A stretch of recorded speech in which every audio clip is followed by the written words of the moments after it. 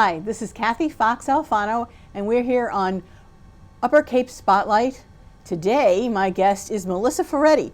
She's a good friend of mine, and Melissa is both a Bourne select person, and she is the chair, or president, was it chair? Chair. Okay, of the Herring Pond Wampanoag tribe. Welcome, Melissa. Hi, thanks for having me. Thank you so much for coming on this cold day. But so the first thing I wanted to ask you is, with the Herring Pond tribe, can you give us a little bit of background, because most people know, but not everybody knows just what the tribe is, where it is, how is it different from Mashpee, that sort of thing. Just give us a little background. Sure. So many people that I've talked to, I always say first that I was raised by an elder of my tribe, Verna Harding, in Cedarville. The Herring Pond Indians, I do say that word throughout because written through history, that is what we are called in much of the history books. Our tribal community, our traditional homelands for the Herring Pond people would be Plymouth, of course, South Plymouth, Cedarville, and also Bournedale. Oh gosh, I mean, it's a lot of history to unravel, right? Yes. But sort of the first accounts of the Herring Pond people, the Herring Pond Indians, was early 17th century, right along with the Pilgrims, when the Pilgrims arrived, our guests. So here. these are the people that greeted the Pilgrims. Absolutely. The Wampanoag Nation, we, obviously Wampanoag Nation as a whole, but different bands of Wampanoags. The Herring Pond Indians being the Plymouth and the Bourne Indians. And that's where all of our lands that were allotted to us are set aside for the Herring Pond people. Our people, as I said, are written in history very early on in John Cotton's congregation, and Eliot's Bible, we know, was written in sort of some of these things people know, these names. And we've been here ever since. We precede the federal government. Right. Now, the trouble that the Native Americans or Indians had with the settlers came not with the Pilgrims themselves, but how many generations later? Was it 2 generations later where things got bad? Well, I mean, I think we all have heard about, obviously, the first encounter, which, was not a nice turkey dinner, right? We know the myth, the mystical version of that, and but the King Philip's War, if we fast forward, was a time of great, of contention, of course. Right. That was when lands were being, transferred, lost, or stolen in many cases. And deeds were transferred many times without our knowledge. And, the form of government was imposed upon our people. Wampanoag people in a lot of tribal nations are matrilineal. That's good, yes. So, of course, matrilineal, meaning our women had a great authority and were very, very respected in our communities. They had control of land purchases. They made decisions about food distribution. And through time, the English and the separatists, or whatever we want to say, they didn't understand that concept because they, of course, were patriarchal. Their men were in charge. So tensions did run high, especially throughout the King Philip's War. Right. And I don't think people realize, we all hear the stories about the Pilgrims and whatever, but it seems that once they were there and a little bit established, word got out. And the English came by the boatload, literally. There were so many that came, like, very quickly after the Pilgrims.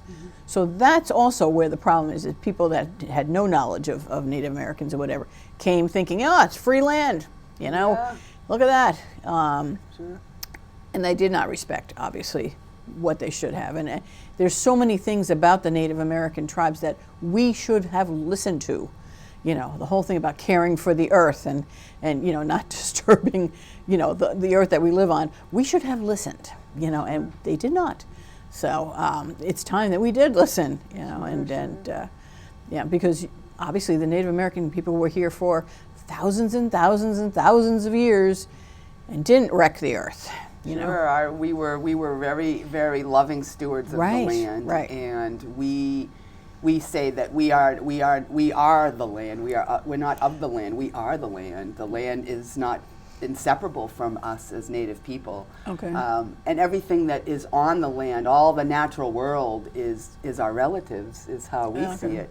The rocks, the water, everything is living in our thought process. Okay. Sure. Okay. So we can learn a lot from you. Is it too late to learn to make the changes back to what it should be?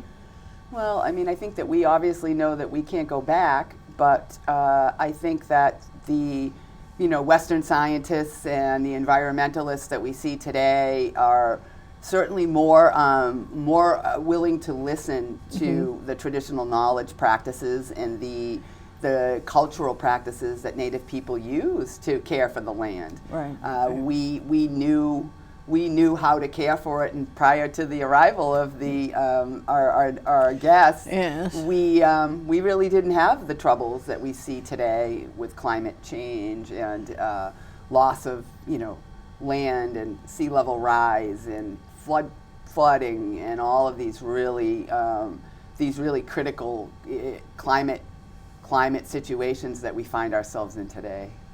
All right. Now, you say the tribal lands. Where do you have currently? What lands do you have? Well, the Herring Pond tribe at one time, of course, all of our territory would have been Greater Plymouth, Manamat, Cedarville, Bourne, and Sandwich was our territory in our area. Okay. Post contact, I say, when the Dawes Act happened, the Herring Pond tribe, our lands were set aside very early on, and what was done was they gave each family a home site. You would get a wood lot and a home lot, and it would depend on the size of your family. So the Herring Pond tribe, we had 3 separate parcels that were set aside for the Herring Pond Indians, 2,600 acres plus, along with the other Indian lands that overlapped, what were common lands, were about 2,600 to 3,000 acres. We had another parcel on Great Herring Pond, which is called the Meeting House Lot, which is where our Pondville Meeting House still sits today, built from an 1838 petition to afford us a schoolhouse. That building is still there today, as I said, and that parcel was 200 acres at one time, stretched all the way across to White Cliffs, all the way over 200. Okay. Wow. So that parcel is obviously dwindled down to about 0.43 acres that our building sits on today. Wow. Yeah. And then the other parcel of land, which was in Bournedale, was a 400-acre parcel. It's known to us as the Valley, or the Herring River Lot. 400 acres extended all the way almost to Red Brook. Everybody knows Sacrifice Rock, Chamber Rock. That would have been all of our territory that our people had at one time. And now what's left? So currently we have the 0.43 acres that our meeting house sits on, sadly enough. Prior was 200. We have a 6-acre parcel that was deeded back to the tribe by the town of Plymouth in 2019, proudly. The first land to ever be returned to our tribe since the Dawes Act and the General Allotment Act. And we have our burial grounds, 3 of which we maintain and take care of now. One of the burial grounds is on the 6-acre parcel, which we call Dinah Path. Okay. And so that's what we have now. But we are, like many tribal communities, we are working on land back. Yes. We are working to establish our own land trust, land conservation trust. Okay. So that people feel more comfortable giving us back lands, and it would obviously be for conservation, to care for and steward. Right. And we are also just working hard on these traditional knowledge practices and projects. Is there land in Bourne that you'd be interested in bringing back?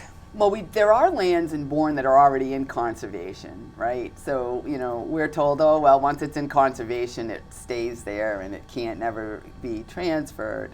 We're not so sure, right? It's a stroke of the pen that got it there. Right. Why can't the stroke of the pen go the other way? Back? Yeah. And maybe in some opportunities in Bourne, there may be hopefully in the future, once the tribal council, of course, meets and the citizens of our community decide, there may be lands that we could ask to steward, where we could set up what we call a cultural respect easements that allow the tribe to go in and be on those lands, to forage and to teach our youth about the plants and the animals and the species that live there. So how can the citizens of Bourne help you toward that end? Well, I think what really needs to be done, and it's really what I've worked on for much of my tenure, is educating the public. Right. So I feel strongly that before we can ask for anything back, which we would love to just say, hey, we want this back, you know, it was ours, we'd love to have it, but that's really not conducive of relationship building. And a bedrock principle of Indigenous society is to have good relations with our neighbors. I say that all the time. So my goal as chair has been to really get out, talk to people, educate the public on who the Herring Pond people are. Right. I know you asked me prior, what is the difference between Herring Pond, Mashpee, and Aquinnah? Well, we are all sister tribes. Okay. We come from the same place. Mm-hmm. We use the same Earl report to identify our citizens today that descend back to prior to the Mayflower being here. Wow. We've done our genealogy. But unfortunately, the Herring Pond tribe, we say we're a federal trust tribe. Mm-hmm. We precede the federal government. Right. Although Massachusetts has no state recognition process, you can't take that from us, and we will not stand back and let that happen. We appreciate what the federal tribes have done to gain their federal recognition, but federal recognition is a political status. It of course is a great benefit to tribes, because then we'll have resources that we're currently uneligible for. Housing and development. Housing. Services from the BIA itself, Indian Health Services, and I could go on. And they make it very difficult to get that status? Federal recognition is not an easy process, and it's not supposed to be. I don't think it's meant to. It doesn't empower you, and it's an arduous process. It can cost millions of dollars, and it can take decades to acquire. That sounds wrong. Yeah. So the Herring Pond people, we're a small community. We always have been. We've been written in documents in our records. 1685, we had 120 citizens. By 1850, we had 49 citizens that lived on the reservation on the Herring Pond lands. And they just dwindled as they went. But the ones that, those families that were allotted the lands, the home lot and the wood lot, are still the families we have today. Oh, wow. Okay. All right. So if there is at some point, some way, like myself or others can help to get, federal status or just get some of your land back, you'll let us know how to do that? Well, sure. I think it's really, we want people to listen and know who we are, so that we create these relationships and build strong relationships with the municipalities and the communities, so that people want to learn about the people who actually reside in their town. Right. The Herring Pond Indians, part of the fact is that the only tribal community to ever be allotted any land in Plymouth and Bourne was Herring Pond. Right. And the allotment the process was the guardians of the Indians were hired. That is a whole nother show, right, if we wanted to get into that. But the guardians of the Indians were tasked with taking money in and money out for the tribe and managing the disbursement of those funds. But what happened is, over time, there are a lot of, as I said, questionable deed transactions. Tax takings that were $18.50. I found one that was my grandfather's land. Wow. That was taken for taxes. Wow. Or whatever. So I really think, learn, listen, and watch for initiatives. If we're trying to secure a piece of land, no, we're not going to put a casino on it. Right. That's like the biggest question, that red herring. Oh, we don't want to give them land, they're going to put a casino on it. The Herring Pond tribe is not a federal tribe. Right. Our land is not in trust like the federal tribes. Okay. And we could not build a casino we wouldn't have the capacity to do so Right. anyhow. Right. So I always want to make sure I say that up front. Okay. As of now, anyhow. Well, perhaps in the spring when there's better weather, we can go and look at some of the lands. Sure. Right. That would be, you know, a really interesting thing, because I'm not sure that most people know where the land is, and see, you know, the schoolhouse or the community room or whatever. That'd be really interesting. Sure, we'd love to see the meeting house. The Yeah. meeting house is especially sacred and just it's family to us. Right. I spent a great deal of time there going to church when we were young children. We were, made to pray, and that's what we did. Our meeting house, which was it was a gathering place. Right. But that meeting house is significant. As I said, built from the 1838 petition. Mm-hmm. It was our third meeting house. We know Burying Hill was our first. There was another meeting house that was built on the banks of Great Herring Pond that we had stories say it was overrun by black snakes. Ooh. And that was abandoned. The timbers from one of our meeting houses is at the Bourne Methodist Church. Oh, wow. Katomet Methodist, I'm sorry. Okay. And so the third meeting house was the one that still stands. And a great story with the meeting house, and I'd love to bring you, is we found in our records that we have, our archival records, which date back to 1898 for the Pondville Meeting House, which is fantastic. First powwow being 1928. And as time went on to care for that building, we found a letter in our archives that stated that currently you see the main building, which was it looks much like a lot of the meeting houses. It was just one room. Right. But in the 50s, in 1958, we found a letter that stated that we have acquired an old Army barracks from Otis Air National Guard Base, and we have contracted Mr. I can't remember his name, Mr. Wilson, I think it was. He's from Mr. Warren from Wareham to retrieve it and bring it over and connect it to our building. So the main structure is still there. The outside wall is still inside, but we have an old Quonset hut, we assume it was, from Otis Air National Guard Base that was donated to Herring Pond Indians, and it's now our meeting area connected to the building.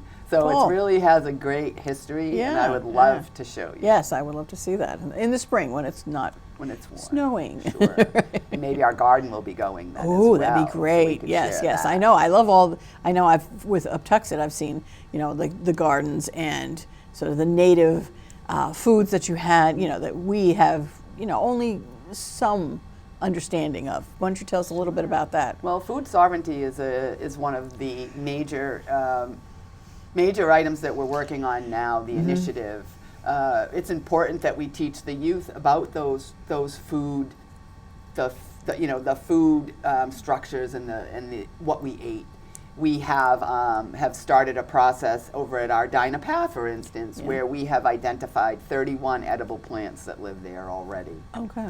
And our goals with our food sovereignty program are not only to educate the youth on the old ways, but to also encourage our members today to eat healthy. Yes. Right? Yes. We just went through a pandemic where we were all stuck inside, and it was critical that we created some sort of a program that got our people back outside to be at one with the soil. And they say just touching the soil and moving the soil is therapeutic and good for mental health.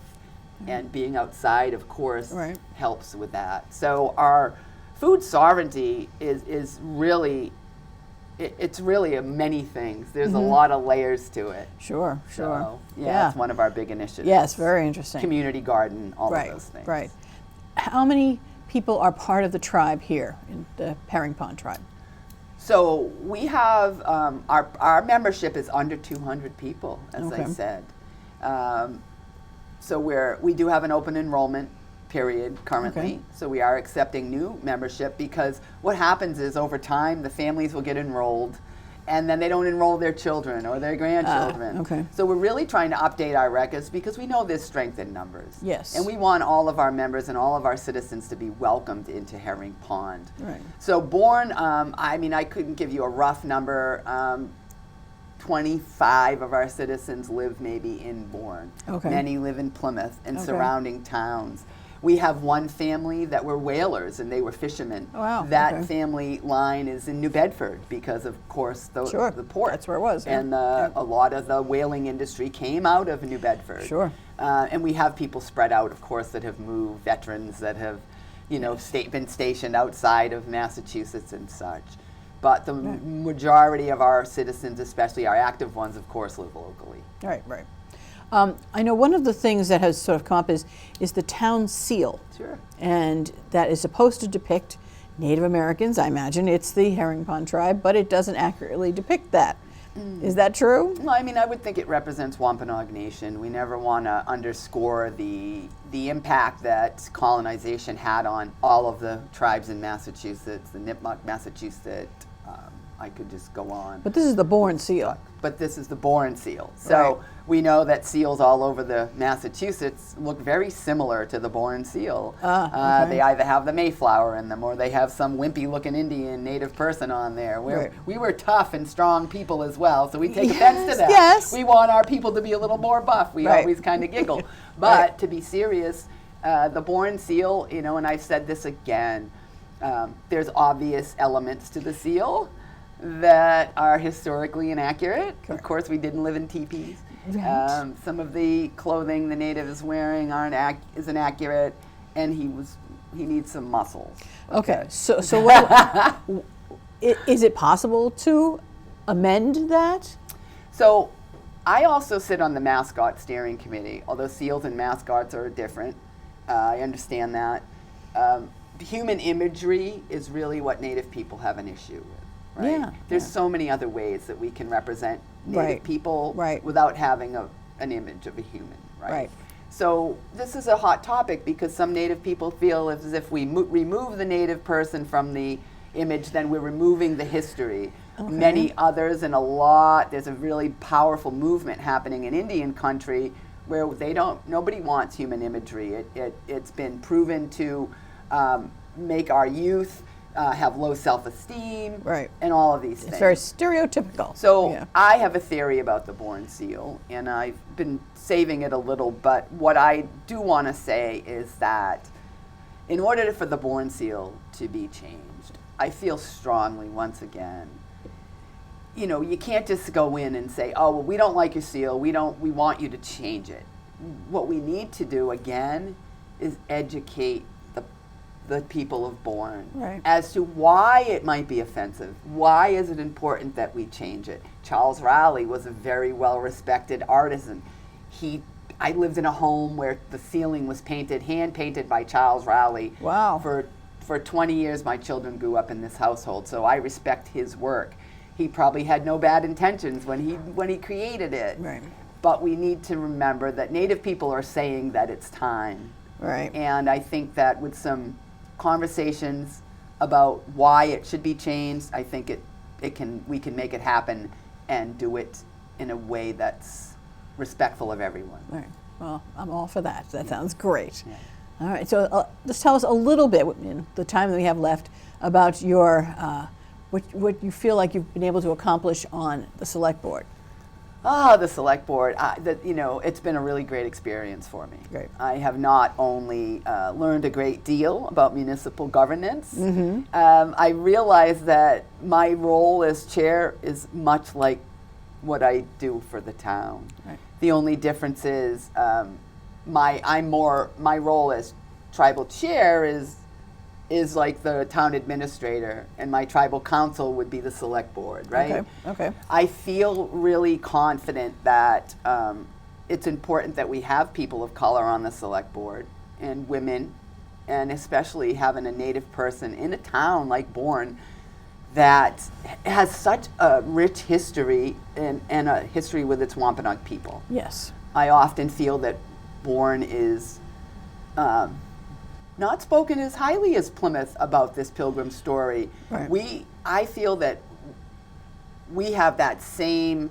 connection that Plymouth does with the Wampanoag people, and I feel our history should really be accentuated. Right. The work I've done on the board, I did a lot of listening my first year. Yes, you did. I've always been clear that I didn't come in here feeling like I was a politician, but I think that's what sets me apart.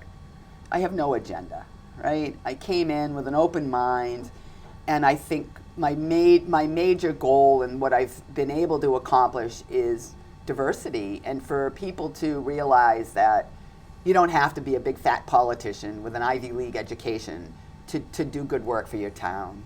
You have to have an open mind, be willing to listen, and listen to everyone, and be unbiased. Yes. So I think if there's one thing I can be proud of, I've really done that on my time, and I still have time to left. Oh, so yes, you do. Yes, plenty. I have yes, more. Yes. Well, thank you so much, Melissa, and stay tuned, because in the spring we will tour the meeting house and the lands and learn much more about the Native American population, the Indians, the Wampanoag tribe in Bourne and Plymouth.